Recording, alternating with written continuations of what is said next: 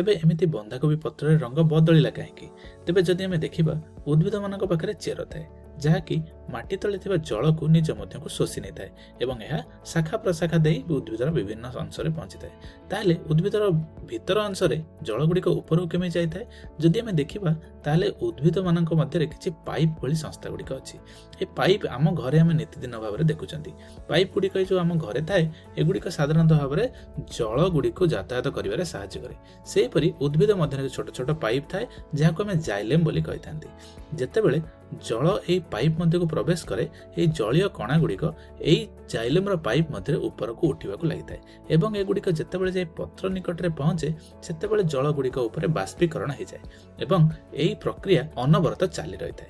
तेणु ये जो जाइलेम मध्य दे जल उद्भिदर विभिन्न अंश में पहुंची थाए। तो जितेबाला आम बंधाकोबी पत्र को देखिले एथि मध्य अनेक गुड़िए जाइलेम थाए एवं ये जाइलेम साहाय्य ये रंग गुड़िक ऊपर को उठीगला जहाँफल बंधाकोबी पत्र रंग बदलीगला।